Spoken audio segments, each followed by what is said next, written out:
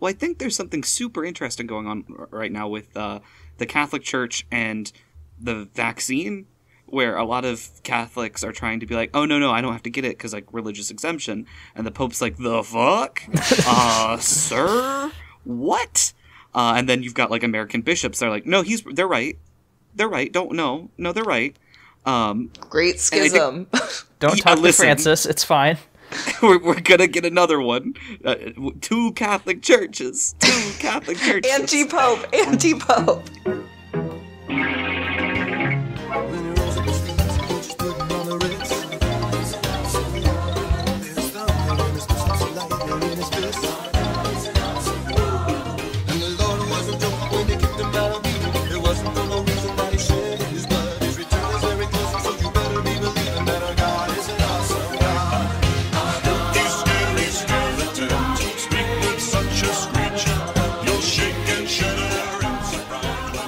Welcome to Bible Boys, a podcast where two ex-evangelical siblings and an ex-Catholic non-sibling watch Christian media and either praise or condemn it. I'm Aaron. I'm Josh. And I'm Michael. This week, we reconvene our book club with Midnight Mass. Before we spike our wine with vampire blood, please be sure to rate and review us on Apple Podcasts, like and comment on our video, and follow us on Twitter at The Bible Boys. Josh, I believe this was your idea. Yes, so I'm a big fan of Mike Flanagan.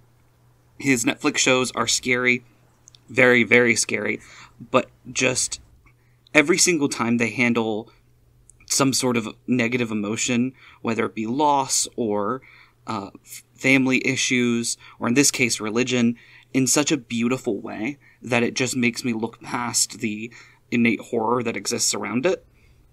Asu Rahu Kuli is so pretty. And that's something that I need stated at the very top here. But I love everything he comes out with. So I decided that, maybe for this book club, we get rid of reading and act like cool bad kids and watch some television.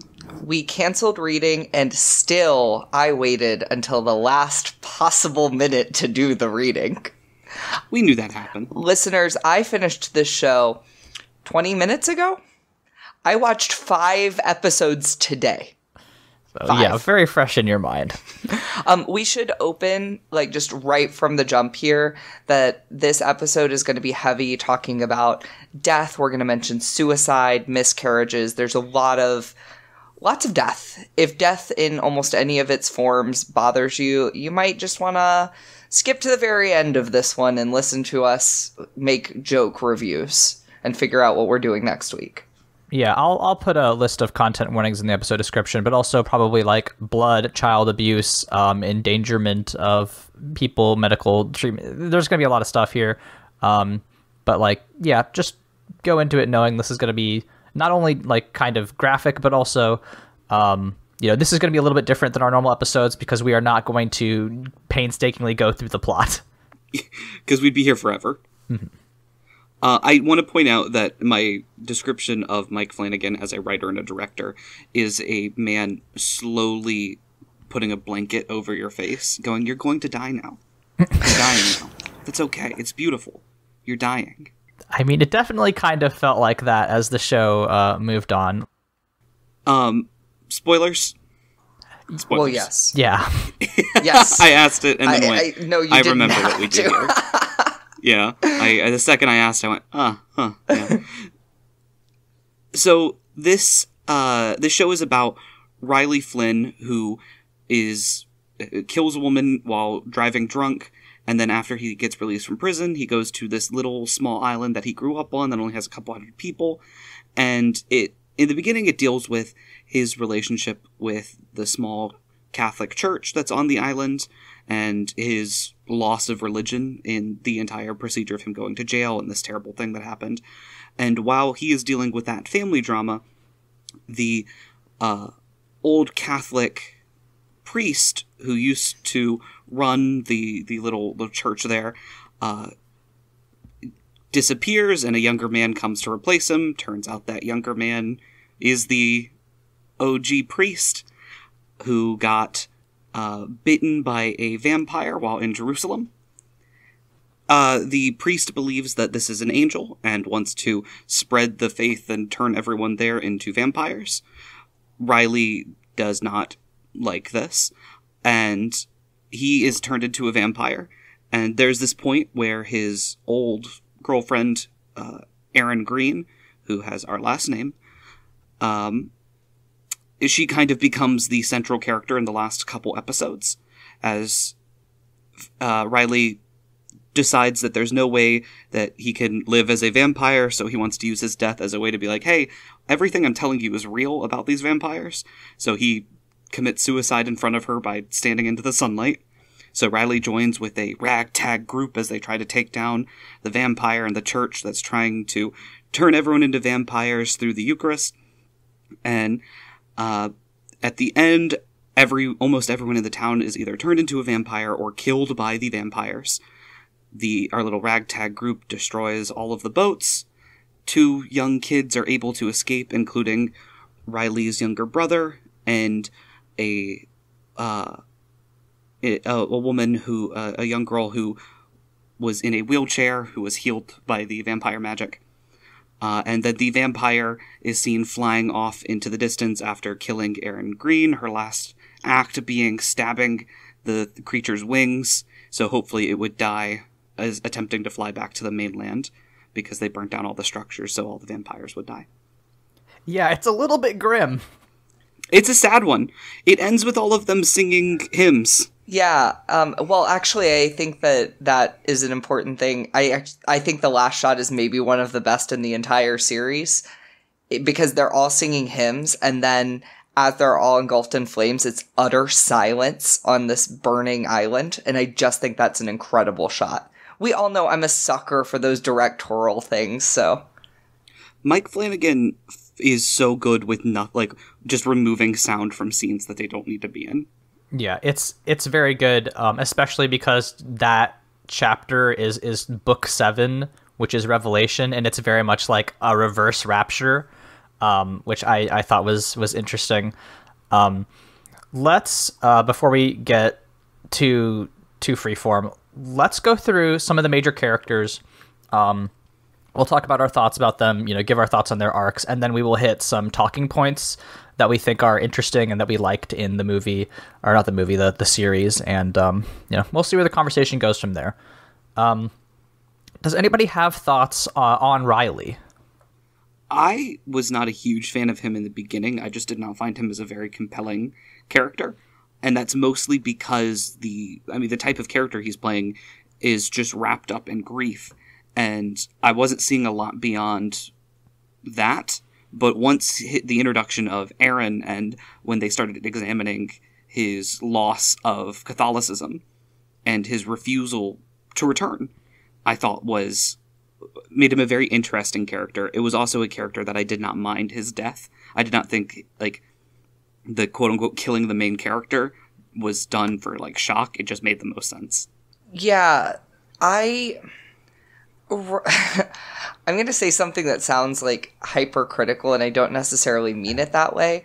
Riley's kind of the only character that even gets close to the concept of a crisis of faith. He's really the only one that, explores that in any sort of interesting, nuanced detail that doesn't feel like a tacked on, little asterisk at the end of a writer's page. A lot of the other moments of questioning faith in this seem to come as, editor's notes, whereas Riley seems a bit more structured around that. Yeah, I don't think there is really a crisis of faith for anyone except for Riley, and maybe at the very end for Father Paul. Mm-hmm. But I think that's entirely by design.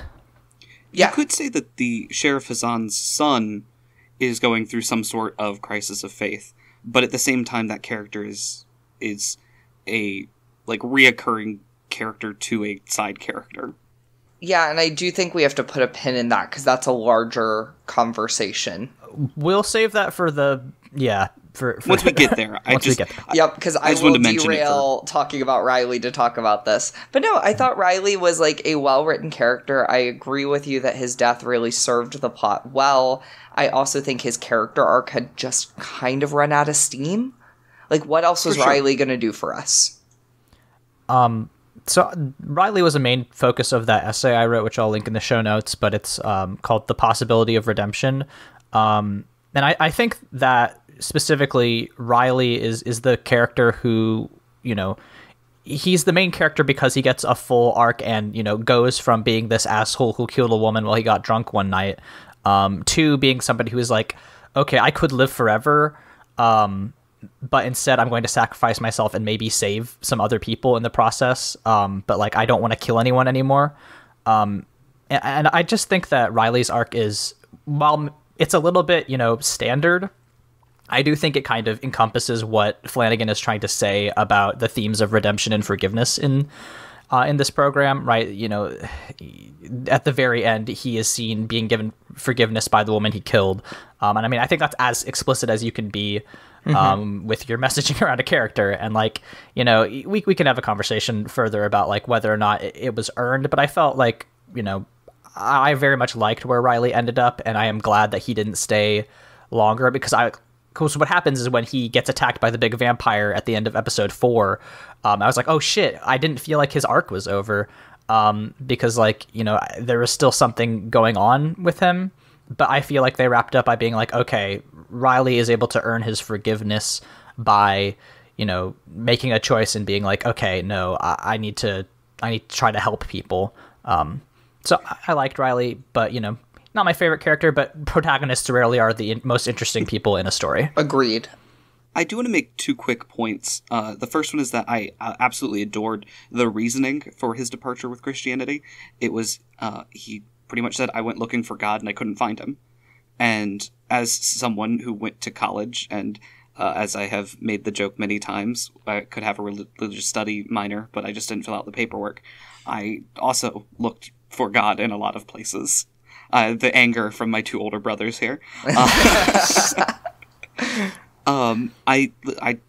There wasn't like a big traumatic thing where like that happening where it would force a crisis of faith, but I read the books, I looked at the practices, and I got to the same conclusion. And also, I'll save some of this for our discussion of his death scene, because I think that's something that we are going to talk about in full. It was beautifully done, and I think it just gave the like chef's kiss to that character, sending him off. It's pretty good. Let's talk about Erin Greene. Erin Greene is a school teacher at the little town of Crockett Island. Basically what her whole deal is like, you know, she left at like 16 or 17, you know, and, you know, traveled the world and was like kind of like a party kid. And then, you know, she got pregnant with, you know, she got married to an abusive man. She became pregnant with this child and fled back to Crockett Island to, you know, protect herself and her baby. And her whole arc is like, you know, nurturing this child and, you know, as a result of the vampiric blood, losing the child, literally. And like, I like Erin a lot because her arc, you know, revolves around themes of abuse and, you know, trying to survive and make a world better than when you found it. So I think Erin's a pretty solid character. Yeah, I think that so much about Erin is interesting. She's one of my favorite characters in this series. So what I really like is that the loss of pregnancy due to what is referred to as the angel, right? Like, it's the vampire is referred to constantly by the priest and the believers as an angel. They use the blood in, you know, sacraments. The fact that it was almost a perversion of, you know, Mary's conception of Jesus, I found to be such an interesting plot point. And it wasn't really, like, they did spend 1 episode on it. I felt like there was so much more meat left on that bone. There was so much more I felt like they could have explored with that in introducing a question about the the vampire as an angel and like the supernatural and the cost of miracles. And we can get into more of this as we get into the themes. But I think Aaron as a conduit to the important, big, unanswered questions looms larger to me than even her character. And the fact that she is not in this, the quote-unquote final girl. She's always the final girl because she's married to Mike Flanagan. She's in That's why. Yeah, she's literally in all of his films and series, I think, barring one. And she's almost always the last one alive, almost always the hero. And, like, I think she's a great actress, so, like, please continue. But I did like that she got to sacrifice and we got to, like, relive a very interesting conversation she and Riley had about death through a different perspective with her death scene. I think one can argue Aaron is truly the protagonist of this story, but that's neither here nor there. I saw the whole, like, child sequence of, like the fact that she lost her child as a metaphor of, like, people giving up the things they're most excited for in life to religion. But that might just be me, reading too much into Mikey's good work here. But I adored her as a character. I thought she was very compelling. She's the only reason that Riley became interesting in my mind. Riley's interactions with his parents and then his interactions with Aaron were like, I think, what held me into this show in the first couple episodes when I was on the fence before I was fully invested. Yeah. So Father Paul Paul Hill specifically is this, weird priest who shows up to Crockett Island, allegedly to replace their old Monsignor Pruitt, who he tells everyone, he went on pilgrimage to Jerusalem and fell sick and is recovering in a hospital on the mainland. But as Josh, explained in our plot summary, he just drank a lot of vampire blood and got de-aged and, came back and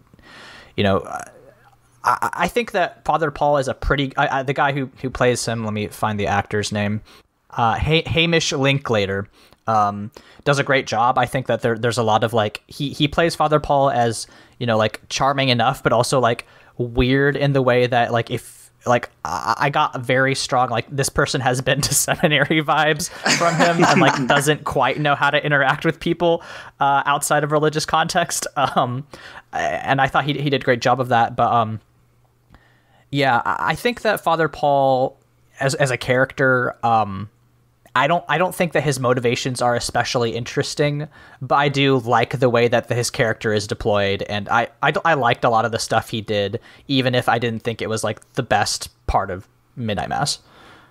Something that I know for sure we're going to talk about is Mike Flanagan's love of a monologue, which is a staple throughout the show. Love it or hate it, it's in it every episode. I think that Father Paul has the best monologues, bar none. This man very clearly either went to a lot of churches or was shown a lot of sermons, because every single time he gave one of his, like, sermons or he was talking about God, I believed it. It was so authentic, and he just nailed the role of a man convincing himself and others that this terrible, terrible, horrible thing is because of God. Okay, so I'm going to have to stretch for this one. Oh, no. I want everyone to buckle in. This is going to tie into our next character, too. I think that... I'm going to start with a positive. The acting for Father Paul is some of the best acting in this entire series. There's no comparison. Like, give him an Emmy right now. That being said, on the other side of that coin, the writing for Father Paul is, in my opinion, some of the weakest in the series. I think So, I'm going to pose an argument here about Father Paul and the next character we're going to get into, Bev. I already know what you're going to say, and I agree. Yep. Which is that Father Paul is not actually the antagonist. I'm not going to say what you think. I agree with that, but I think the weakest thread of this story is that Father Paul is not the antagonist, it is Bev.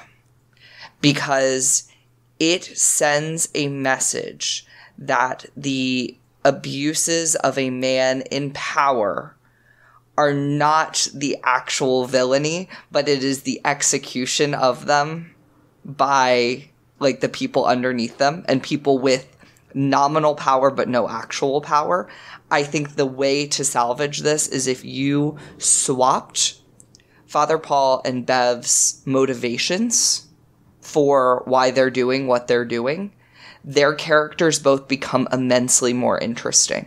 Because I think the only character worse written than Father Paul is Bev. Because Bev is written as this tyrannical, one-note character. I think she's kind of boring. We've seen her before. It's, to me, like, it feels a little Dolores Umbridge-y for my Harry Potter fans out there, where it's, okay, what school teacher do you need to at because you need to get this out of your system? I think a far more interesting storyline is Father Paul comes back and is like, I am divinely inspired by this thing. I believe it to be true. I know it's true here scripturally why it's true. And Bev is like, hey, this kind of feels a little sacrilegious, and then sees the miracles and goes, oh my God, we're helping the congregation, and is kind of warped by the sense of helping the community. I think then we have an interesting character arc. Instead, what we got is, I'm the priest trying to help people and do the best thing, and I'm the mean, judgy church lady, Karen. I'm going to have to disagree with my brother, like a hard disagree. Wow. I do understand that viewpoint, and there are aspects of it that I do agree. But to me, Father Paul's character arc is less of, I need to do this good thing for this community, and it's him going, I gave my life to the church and I feel unfulfilled. And he is trying to retake aspects of his life that he gave up, a romantic family life, by doing this action and lying to himself that this is his reward from the church. And I agree more with your paint of Bev, but I want to push back slightly that I think her character arc is built around the idea of, I have done everything correct. I have done everything right. It is my turn to succeed. It is my turn to get the blessings of God. And yet again, it is given to a man of power instead of I, who have been the true devout follower. And that is why I think she latches onto it. And the second she gets an opportunity, she goes, actually, I am the one that was given this ability. I am the one that was chosen to lead because I am the most holy. I do agree that the execution is a bit evil, but that was my understanding of both characters. Yeah, I think that, like, I think you're both right to a degree. I think, Michael, you're right that Father Paul's motivations are not quite, they would be much more interesting if he, wasn't just like on a, if he was like Bev, like believe 100% and wasn't just like, I'm just doing this to, get my life back, specifically with Mildred, right? Because he says outright, his whole motivation for doing this is to save Mildred Gunning, who, we should explain is the mother of the town doctor who is like dying of dementia. And because, Paul comes back and starts giving everybody vampire blood, it de-ages her, cures her dementia, and she becomes like pretty young again. That's his whole character motivation. And I don't know that that's incredible, but at the same time, I thought that Bev was, I think that Bev is probably one of my favorite antagonists just because have we seen the mean church lady 100 times? Like, yeah, but also like I could, I know that character. I could, put names to like nuns that were that character in my life. And like, I think she does an incredible job of playing that, to the fullest. But I think you're right, Michael. I think that framing it as a problem that like, the Catholic Church as a structure is not hurting people. It's, people who are undermining that fundamentally good intention and twisting it for evil, which is just not the case because that's just not how structures work. So yeah, I think you're both right to a degree, but I am a Bev Keane stan / defender / Can we hater. all agree that she had an absolute amazing death? Yeah. Yes. She is the only one on the island that, like, everyone else is accepting they're going to die in their own ways. They're either with loved ones or standing, like, singing hymns or just accepting it. And meanwhile, she's digging, scratching out the sand, sticking her head, trying to get any more moments on Earth, and just is the only one panicking. And I loved it. I thought it was perfect for that character. Yeah, I mean, I think Bev Keane makes sense just because, like, everybody who has been a part of a religious organization knows somebody who is like, yes, I am holier than thou, but also, like, I'm fucking mean to everybody I know because I think I'm better than them. And, like, you know, that moment of her digging in the sand, like, shows that that's all horse shit, because, like, the thing that she cares most about is having earthly power and, you know, remaining on the planet. And, like, you know, it was a good moment. I thought it was probably the best death. And not to spend too much time on Bev, but I do think that a reason that I react so strongly to it is I'm more interested in exploring the humanity of antagonists. We spend a lot of time exploring the humanity of protagonists in the things they do wrong, the mistakes they made. We really have had this renaissance of the imperfect hero, but we are still very comfortable with a one-note villain. Whereas a lot of that, like, mean church lady behavior, I think when you analyze it a little closely, comes from a place of fear. Of, I've been told these are the structures and these are the rules I follow to get into heaven. So I follow step 1 before 2, 2 before 3. And I don't think we've had it really well explored what happens when that gets upended.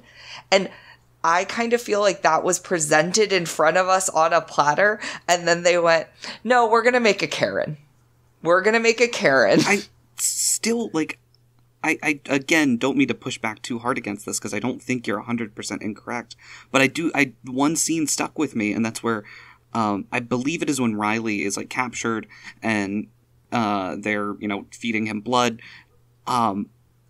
She says something of, like, just the frustration that it's her again following. Like, when is it her turn? Like, Riley got turned, but she's been, like, the perfect devout follower. And to me, I thought that was, again, could be reading too much into it, referring to the structure of the Catholic Church and of most churches where women get to go, like, a rung up the ladder or 2, but they don't get a lot of upward mobility when it comes to churches. Yeah, I don't think you're wrong. Like, I do think that, you know, we do see some of Bev's frustration, and that does help flesh out your character. But, I mean, I think, Michael, you are right in that, like, Bev is basically just a monster, and we don't really get, like, everybody else, we kind of get, like, some sort of, like, monologue or backstory, and we understand their motivations. Bev is just a straight up, like, evil person, and, you know, I liked her, I like the character, but I do think you're right in that she is a little bit shallow in that way. And I think that, you know, a lot of your criticisms, Michael, are just the fact that, like, the story doesn't revolve around these other characters. Riley's the protagonist. It follows Riley's story, which is ultimately maybe not the most interesting, which is, you know, that's protagonist, baby. Yeah. But we are about to talk about the most interesting characters, I think. Oh, really? Go ahead, please. Mildred and Sarah. Mildred and Sarah get so much fucking backstory. They really do in the latter half. It's just like, God. Anyway, Like, here's everything about these two. Like, so I think I would be more sympathetic to Bev if we didn't know, I would say 2/3 of what we know about Mildred and Sarah. So Mildred is this elderly woman with dementia who had an affair with Father Paul and parented a lesbian doctor daughter who is a lapsed Catholic and has kept it a secret, her parentage a secret from her entire life until the final episode, right before her, like, right as her daughter is, like, being shot, basically. Like, we get so much character development from these two in such a short period of time. I feel like we could have had a sentence or 2 extra for another character or 2. Yeah. I think that these two are fascinating. I think their dynamic is kind of sweet. Like, we see Mildred being really sweet to Sarah. Sarah's trying to figure out who her dad is. Like, we just know so much about them in, like, micro scenes. They are never the focus of the show, but we just learn so much about them in every scene that we're given. This is some of the best writing. That's why I call them the most interesting, because for screen time versus information and like character arc, they are maximized. It's very efficient storytelling. The perfect example of that is at the little Crockett potluck that they have, and Dr. Sarah is explaining to a romantic partner, significant other, that, you know, she thinks the new young priest is staring at her in a similar way that the old one did. And it felt weird that the old priest would always stare at her all the time. And she felt like, well, it was probably because I'm gay. Like, he had great gaydar. And then we learned he's staring at her because that's his daughter. Yeah. I love those call-outs. That was one of the first... When I heard that line, I went, oh, fuck, he's the old priest. Because that's such good... I love that line. Well, it's both, which is excellent. Yeah. Yeah. So that's the highlight of, I think, the most important characters. Do we want to talk about anybody else really quick before we get to our talking points? I definitely want to talk about the sheriff a little bit. That's because you think he's hot. You're Shut not up. wrong, but... Well, also, he has an interesting outside perspective. Sheriff Hazan is a Muslim sheriff who is given a lot of racism to deal with the general population there, which I guess makes sense. Was this in New England? I just pictured it in New England. I think it's Maine. Yeah, it was. Because they're crab fishing. I don't think they say it explicitly, but it makes sense that it's Maine. It's got big Maine energy. And Sheriff Hazan is dealing with the loss of his wife, who was a much more devout Muslim, and I think he says that like he uses the religion partially to feel still connected to her, and that's why he encourages, I think is a better word, his son to stick with the religion. He has one of my favorite lines, which is his son wants to go to this church because there's healing and miracles, and he says, I will never try to stop my son from searching for God, but that's not what God is. God, you don't ask God to do miracles, I believe is another line that he says. And we find out that he was a cop after 9/11 and then got treated very, very, very poorly in the system that developed afterwards, and, you know, came here for a new start. I just found him as a very compelling character. Yeah, I like Hassan a lot. Firstly, Raul Cooley has a great quote, which is like, I don't want to take roles from like people like Camille Nanjiani.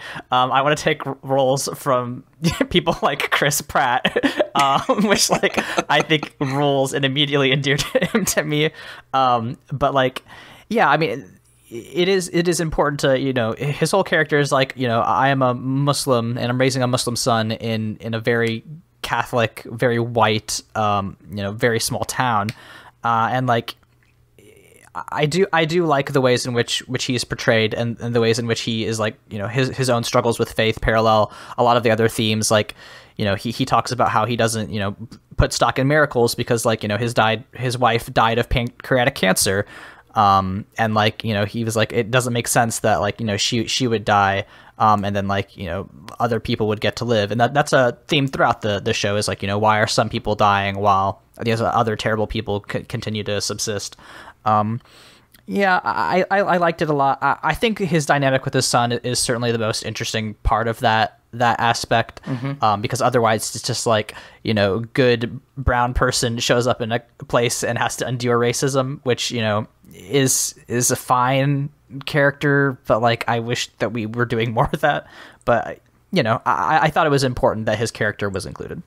Yeah, and I kind of think that he could have very easily been a trope had they not written more about his son, his wife, all of that. I do think that the exploration of the treatment of outsiders is really interesting, especially in such an insular community. That feels like a meta conversation about Christians being on the in-group versus the out-group. But I do think you're right in that we've heard that story before. The real interesting thing is, like, his son has this line that drives me crazy, where he says, I choose God.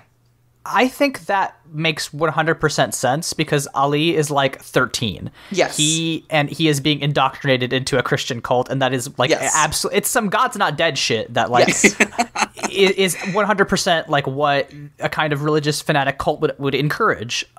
It's why it's in shit like God's not dead, because like it's a very corny and bad line, and when he drinks the cup of vampire's blood, he thinks he's doing the right thing, but because he's been taught by all his friends and all these adults on the island, so like I thought that line made sense even if it was a very stupid line. So I guess the reason I didn't think it did is he already has God in the religion he was raised in. Like, we're talking about the same Abrahamic God. And so to say I choose God, like, he could have said, I choose Jesus. There could have been, like, I think it was a writing failure more than, like, an execution failure. That's what I'm being critical about. Yes. They also have, I think, the most tragic ending. Like, there's not a happy ending amongst them, but, I don't know, just a son and a dad praying as the sun rises as they both die really fucking hit me. Like, their death is the one I thought about the most. Oh, I think theirs is maybe the most bittersweet, because they reconcile, and they're praying together.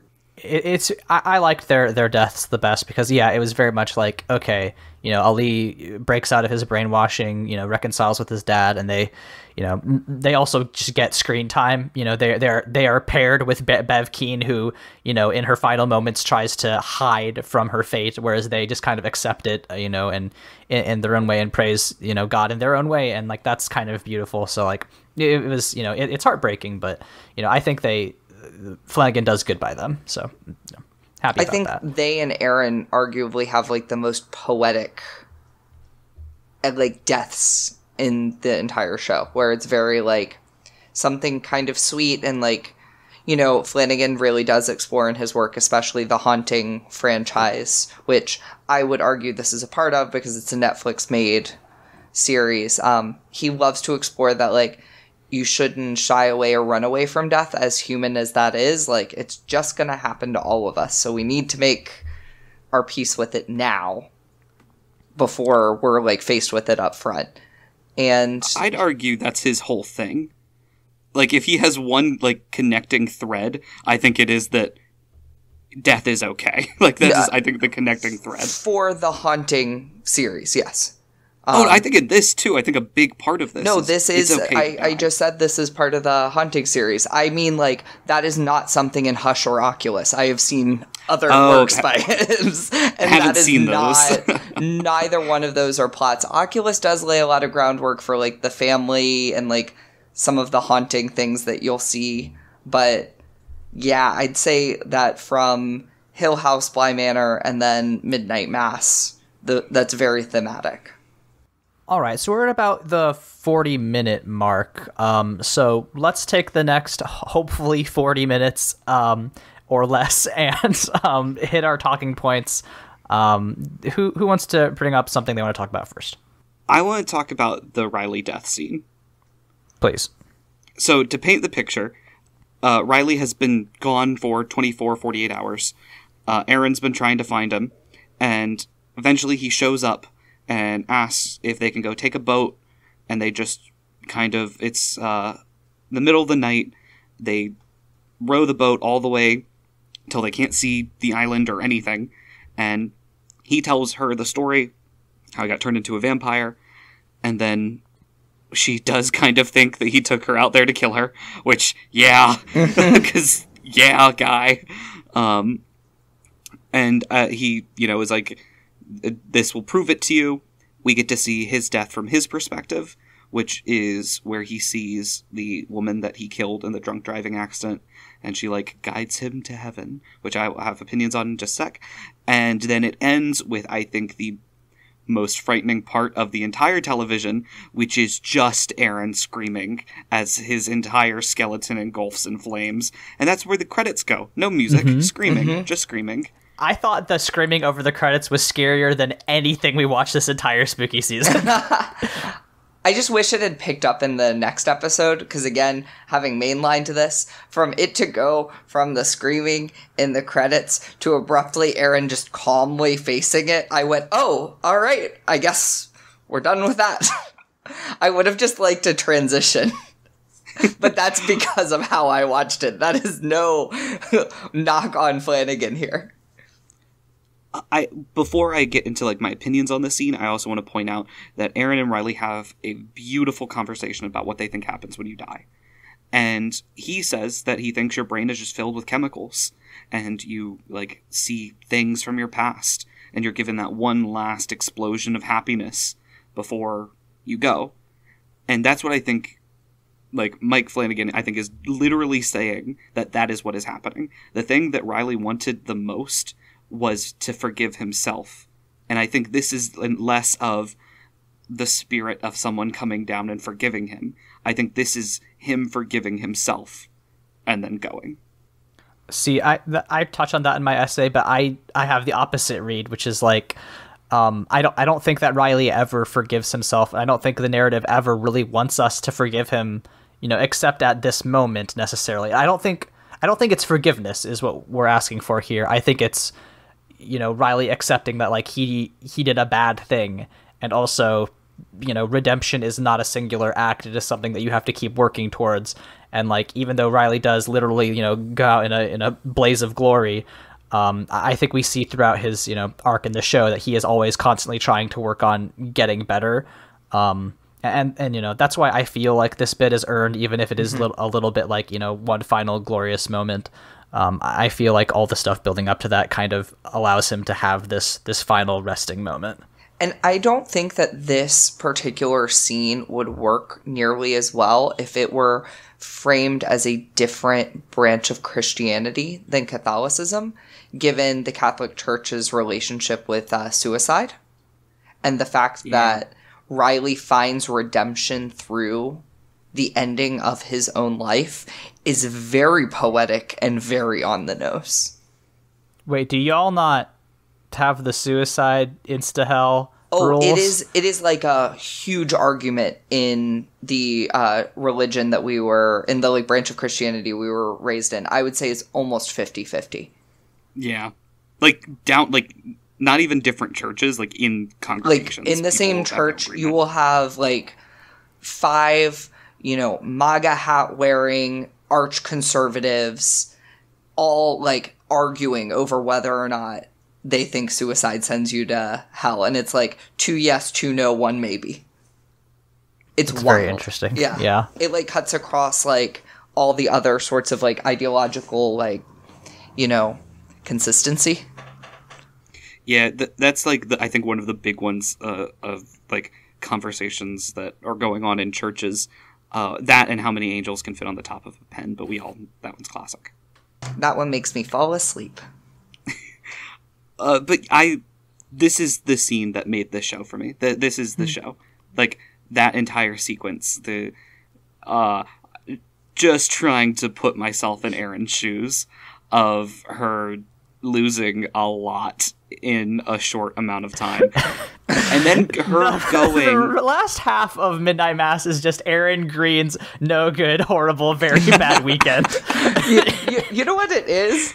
It is the dichotomy of Aaron and incidentally Bev doing the emotional labor of men, just in equal and opposite ways. Well, you also get this terrible, heart-wrenching scene of Aaron going to tell Riley's mom about what happened, and Riley's mom just not accepting it and getting angry and yelling. Like, why would you tell me that? No, he just left. Yeah. And the denial of it.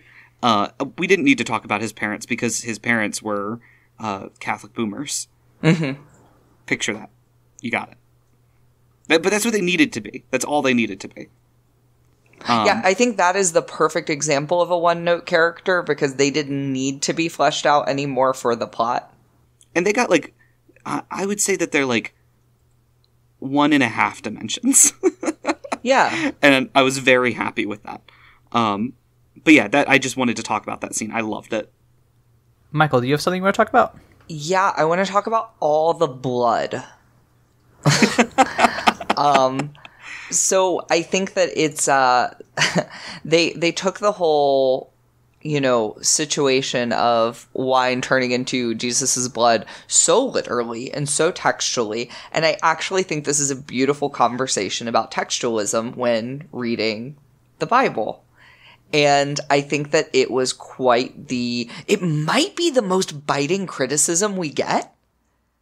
I think it might be. Like, just thinking on this series and how quickly I watched it together, I read this piece by Vox that I'll be referencing later, and I actually have it pulled up for later. I think, personally, in my own read, it's much more critical than I am on it, but it's called Why I Felt Betrayed by Netflix's Midnight Mass, and it's all about these very interesting things, but one thing they point out is the criticism of the church is so pulled back. And I think one of the big moments of it is simply like, of course, a priest who literally believes this wine is turning into Jesus's blood would put what they view as an angel's blood in it. Whereas I would say that is like a defilement of the sacrament. I find that to be such a criticism and such like an interesting, thought-provoking conversation. Again, do we really have it in its fullness? We could argue that, but I don't think so. I think, though, that alone serves as quite the criticism. At least it's how I watched it. I would say it's the only criticism of the Catholic Church in Midnight Mass. Yeah. Other than that, Catholicism is presented as pretty chill, which I assure you is not the case. But I think that, it is a very good use of being like, all right, literally drink blood. And I think that, I really, really wish that we had more people leaning into the inherent vampirism in Catholicism. Yeah. That's something Flanagan says. He's like, how could you read the Bible and not get like a supernatural spin on it? And you both have heard me say this. One of my big challenges with Christianity is it's so dour. It's so gothic and dark. Do we have to constantly be talking about blood, blood, blood? I love horror movies. I love creepy, dark shit. But man. I think that the show is much more interested in instead of saying Catholicism is bad, I got a much more of the literal read of the Bible is incorrect. Because if you look at all of the characters there, especially the when you see an angel, you are afraid. And that is something that the priest says all the time because he shows this vampire to people. And they're like, actually, fuck this. Actually, this is terrible. And I'm good now. But he's like, no. If you look at the Bible, it says that people get scared when they see angels. They're scary. It's okay. And then you look at what Bev says about the end times where the sun is blotted from the sky. And she's like, we thought that was a bad thing, silly us. But the Bible is 100% literal. So we're going to be good now. That to me is what I took from it. Because you have two types of Christianity examined in this, one through Bev and one through Aaron. And I think that this takes more of a stance of, Aaron's Christianity is the cool one. Yeah, I think that's true. I do, listen, I'm 100%, they should have ragged on the Catholic Church more. I just think it could have been more critical of the institution. I want to be super clear here. I actually don't think it's useful at all to be critical towards and this is going to tie again to my feelings about Bev, the lay people in a religion. I think punching at them is punching down, because what you're doing is saying you as a cog in this system are problematic. You're the problem here. When really it's you are existing in a system. You do not exist in a vacuum. I think that it can be sometimes just wrong-spirited to do so, because it's okay, why don't we discuss instead the institutions that allow the fertile ground for people like this to use them for evil means? Bev kills a fucking dog. Like, we literally have the Karen murder a dog. I refuse. In episode 1, yeah. Yeah, I refuse to talk about any nuance with this character. She has none, and I don't think that's super fair. I like the whole humanity is monsters, but I also think that, like, we have to be so careful with our conversations about, like, evil, because we love to distill people down to just, like, evil or good. And it's like, we as a culture have evolved to this point of we're really interested in good being nuanced, but, like, evil is just evil still.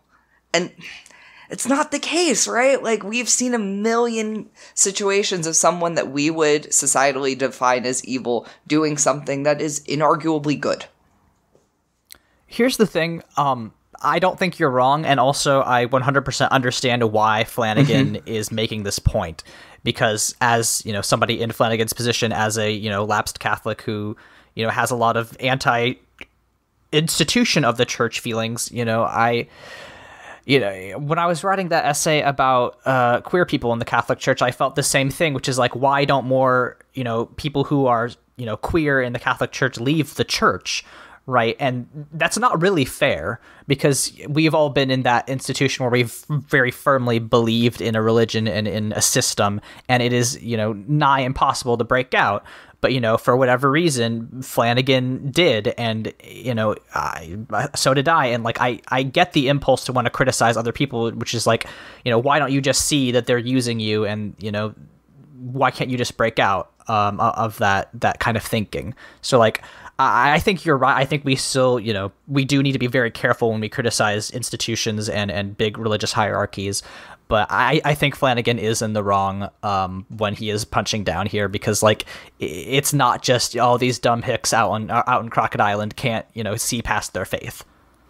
Well, I think part of it is also coming from the idea that the threats aren't just coming from outside the house. They're, you know, we're getting the calls from inside, where there are individuals that are going to use the structure without being 100% a part of it for their own means. I still don't think Bev is a fleshed out enough character for that whole concept to be completely concrete in my mind. I still think that she, like, that was not her use. I don't think her use was, look what people can turn this religion into. I think it was just bad lady bad, and I do agree with Erin. She is a fun character to hate.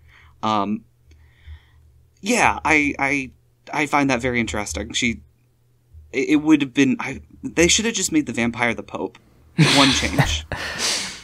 I want to bring up something about the vampire, which is like, I was surprised at how, like, little the vampire mattered, you know, beyond the blood.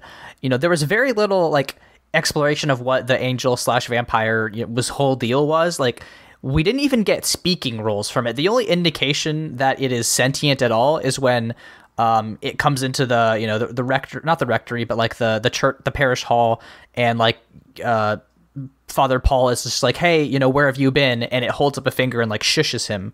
But like, that's it. We don't really know much about the angel. And I was, you know, just wondering if you all had feelings about how it was used. That's Flanagan, baby.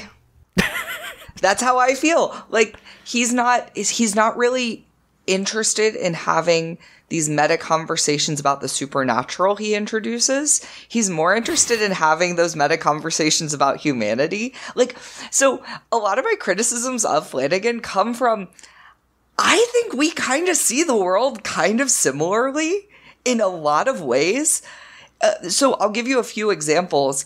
So consistently, he will like introduce these supernatural things and be like, okay, I'm not spending time on those because those are fake. I made them up. So what I'm going to do is spend time talking about the real humans at the core of this. He's very interested in humans. And that's why I'm so critical of some of the characterizations, because I'm like, no, you're better than that, because I know you're thinking these things too. And another way is, I kind of feel like Flanagan is a fellow pantheistic agnostic. Because the speech at the end where he describes, where his wife describes what happens when you die, where she's like, I am the electricity firing between the neurons, and like, I will return to space, like humanity, like my life is a dream. This is like kind of a reoccurring thread in that he's like, I am not a Christian. I do not subscribe to that. But I also refuse to say that God does not exist. I just don't believe we humans have a firm grasp on what that means. And this is a reoccurring theme that also just happens to align with my personal views, where if you gun to my head where like, what happens when you die? I'm like, I don't know, probably return to space. Probably like the thing that made me, that energy will still be here. I don't know what that looks like. I probably won't remember it. And that's beautiful and bittersweet. And Flanagan seems to think the same way. And that, at the core of all of my criticisms of him, come from a place of, no, dude, I see the world like you do. I feel like we're very aligned here. And part of that is, I'm not interested in exploring much more about the vampire other than we shipped it here from Jerusalem and it likes drinking blood. There is one major aspect about the vampire that I really wish he had gone into a bit more detail, and that's why he looked so goofy when he ran in the rain away from Riley. That is the funniest thing I've ever seen in my entire life. He ran like how birds walk. It's just like, no, little guy, you're not supposed to do that. What are you doing? No, you're doing it wrong. Riley thinks he's seeing the old priest because the vampire's wearing the priest jacket and hat. Because, yeah. Sure, why not? Which is not something I thought about while watching, but again, that scene has come back to me where I'm like, that old man ran real weird in the rain. Josh, do you want to bring up another talking point? I think we each get one more talking point before we close this out. Monologuing. Our boy loves a monologue. I am a believer that it is okay to tell instead of showing at points in time. And as someone who likes to have deep conversations about shit we'll never know, I like it. I like hearing conversations that, like the one of what happens when you die. Or, here is why my character is like the way I am. Here's a little bit more depth. It was a bit much. He did seem to monologue a bit too close to the sun with this one. And I get the criticism. If that's not your thing, boy howdy, you're going to hate this. Yeah, I do think there were a couple monologues that went a little long there at the end, but like Aaron's death speech was a little bit dragged out, but like in the end, I do think that, you know, the ways in which they are deployed are effective, and like in a show like this where you have so many characters, sometimes you just got to be like, hey, here's my motivation. Yeah. I think the monologues are fine. I think some of them are better than others. It's a storytelling device. You're not going to like them all. Not all of them are going to stick. I won't let them get in the way of a really enjoyable show. Yeah, I don't think it's like a negative on like his style, because he does do that in the Haunting verse. Mm-hmm. And I enjoy all of those shows in different amounts, but all of them are great. I just find it funny that I could find one of his episodes out of a fucking haystack. Like, it's just, he's a character monologuing about death. Yep, it's one of his. Yep. Great. So I want to talk a little bit about something I find very interesting. And this was inspired by an article from The Atlantic that sent me down a rabbit hole. The Netflix series that should make religious people uncomfortable. And this ties in the fact that while the show itself never directly criticizes the Catholic Church in any meaningful way, what it does is it criticizes the way in which people can be swept up in fanaticism, in like especially religious fanaticism, as a like gravitational force. And they actually tie it to the insurrection. And how... Oh, really? Oh, yeah. This was such a good article, and it just sent me down this rabbit hole about, like, the Jericho movement that was at the insurrection, where they were, like, chanting louder about Trump than they were about Jesus. And like, there's definitely some analogs here. And that's just like so interesting because like, I think there's a few pieces of this that are necessary for it. You have to already be someone who is religious, right? Like, you have to already be a believer in all of this. Number two, I think having an insular community is really key because your neighbors all have to really believe the same thing. It is much harder to be swept up in something if you are like, hey, so my church is performing miracles, and your neighbor was like, what the fuck are you talking about? If your neighbor's like, yeah, dude, I was there. Like, there are 100 of us. We're all in church. That makes it really easy. And just how fine the line between religion and cult is, and how quickly you can step over that line and walk way past it before realizing you're over it. The people on this island didn't want to be part of a cult that like worships a vampire. That was none of their goal. That wasn't the priest's goal. That was truly no one's goal except for Bev. That's Michael's goal. And yeah, I think it's really interesting. I think it's a really interesting like critique of how, not even critique, a really interesting examination of how humans as social creatures can be swept up in these sorts of things. Well, I think there's something super interesting going on right now with the Catholic Church and the vaccine, where a lot of Catholics are trying to be like, oh, no, I don't have to get it because, like, religious exemption. And the Pope's like, the fuck? Sir? What? And then you've got, like, American bishops. They're like, no, they're right. They're right. No, they're right. Great schism. Don't talk to Francis. It's fine. We're gonna get another one. Two Catholic churches. Antipope. Yes. Please, God, if we lived in the era of a new Antipope, it would be worth living through 2020. Holy shit. That would do so good for our podcast numbers. Oh my God, please. Like, I think that would get us on the map, the boys, if we called it. For sure. Oh my God. I'm the Pope now, bitches. But like we talked about it a little bit before, like, these people are doing some sacrilegious shit. Like, they're doing some stuff that the Catholic Church is like, yo, don't do, like murder, just to name a few. But they're all saying, no, this is correct because of our interpretation of the Bible, because of our insular community, because of some of the structures in religion, which is, hey, listen to this guy. He's got all the answers. He's the voice of God. Yeah. No one should be called the voice of God ever. Except for Beyonce. That's just God.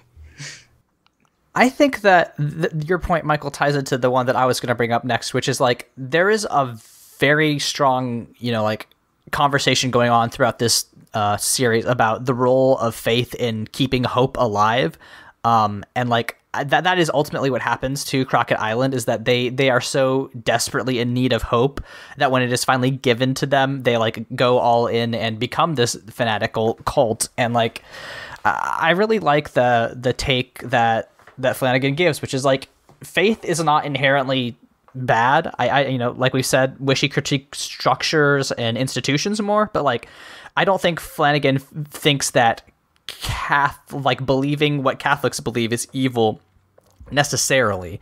And like, I just liked the way in which we saw these people, like, just, as soon as Lisa stands up and, her spine injury is healed, like, we see how quickly, there's like a whole montage in the third episode about people being like, hey, things are getting better, and it's because of what's happening at St. Patrick's. And like, that that is one of the main criticisms that Flanagan is giving, is like, faith is very powerful and in many ways very good, because it can make people feel like, all the things that they are suffering through, are going to amount to something. And that is so important in this world we live in, where suffering is always promised. But like, also he's like, you have to be careful with that, because if not, you are going to abuse people, and you're going to get, you're going to destroy a community when they realize that their hope is all for nothing. And I just really liked the ways in which Flanagan played with that. Do you think that there's like a kind of metaphor there where the structure of the religion destroyed this community, but in the end they like came together with their faith and decided to not like panic and to, sing a hymn? So I love that you brought that up. The Atlantic article actually has a much more pessimistic view than you, and a much more like biting view than you, of that, because this ends with literally the Christian church being lit on fire, that is like a representation for Christianity destroyed itself in order to propagate, and like lost sight of its original like meanings and goals. I might be misunderstanding, but like this one felt like, the church is its own enemy. The church is burning itself out. Well, yeah, that's literally what it is. The church destroyed itself to spread itself. Okay. Yeah. I'm gonna drop the link to both of those articles because they're very interesting, and they also they were the only things I read about this, and I found that I didn't agree with all of either of them, but both of them together kind of aligned with some of the thoughts I had. Yeah, they both definitely sound interesting. Yeah, to your point though, Josh, I think you are right. Like, I think that there is, obviously very much like the church destroyed itself to spread its word, is not an incorrect read, but also like at the very end when we see all the people being like, we still have our faith despite everything, all of the institutions and figureheads being, pulled out from under us. We still believe in this. I think, it does end on that ultimately positive note about faith, which is like, you don't need this kind of superstructure. You just need your beliefs. And, it's kind of nice. We get that beautiful last scene, the final shot of the burning island, and you see that it's, a sizable island, but ultimately like so small. And then just everybody's, taken, in the blink of an eye, and then, nothing. Pretty fucking good way to end a show. I do have a quick question that I can't find the reasoning or the metaphor. I might be missing it. What do you guys think of the two people survive, and that's Riley's brother, and then the kid who Lisa Scarborough, the mayor's daughter. Yeah. And at the end, Lisa says, I can't feel my legs, because I guess implying that the vampire is dead. Mm-hmm. That was the only reason that I saw for that line, but I couldn't find another. There was literally ashes falling on top of them. So we've seen that when these vampires and even the humans who've consumed too much of the vampires interact with the sun, they alight on fire and turn to ashes. There's also the Ash Wednesday moment, it feels, thou art dust until dust and you shall return. Yeah, it feels very circular and a callback. For me, that one was oh yeah, the vampire's dead and there goes its powers. Okay, I just with Mike, with good old Mike here, I always feel like there's some he always gives me something to work with for a scene, and that one, it felt, I don't know, too easy for me to figure out. I feel with the elements of the supernatural, what you see is what you have to read with him, and I find that when I consume his material that way, where every human to human interaction I'm reading 7 layers deep into, and then every supernatural interaction I am just operating from what I see, I am the happiest viewer that can exist. Man, we didn't even discuss her character arc. This show's got a lot of meat on its bones. Yeah, Lisa's very interesting, and I do touch on her a little bit in my essay, which you should check out and read if you liked this conversation at all. Unfortunately, I don't want to edit another, 4 hours of this conversation, yes. So I think we're going to leave it at that. But this was a great one, and I'm going to be thinking about Midnight Mass for a long time. So thank you for recommending it, Josh. Of course. I'm so glad we got to watch it. Mm-hmm. I just want an excuse to talk to you guys about it because it's been on my mind since I've seen it. Yeah. Should we give our traditional reviews?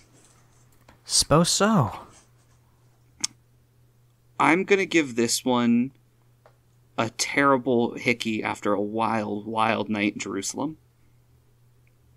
I came here to have a good time, and I'm honestly feeling really attacked right now. You know, I think this is a 13. Jesus is taken down from the cross because, like, you know, I thought the whole journey was pretty effective, and you know, there are some parts that I felt were, you know, it's incomplete, but ultimately it got where it needed to go, and it accomplished what it set out to achieve.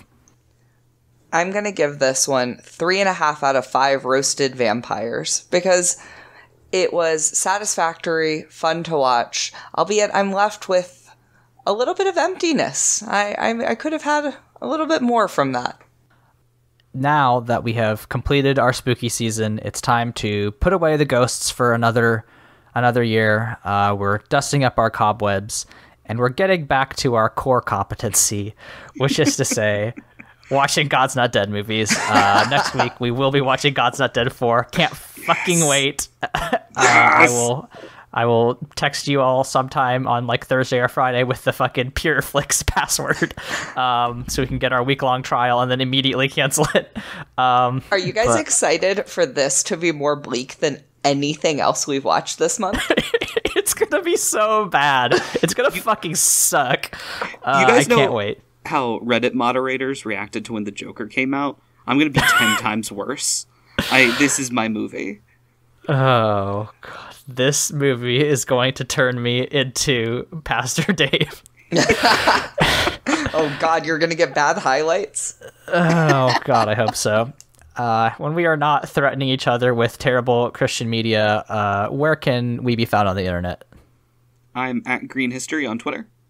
I am worrying about the midterms at Michael's Diamonds on Twitter.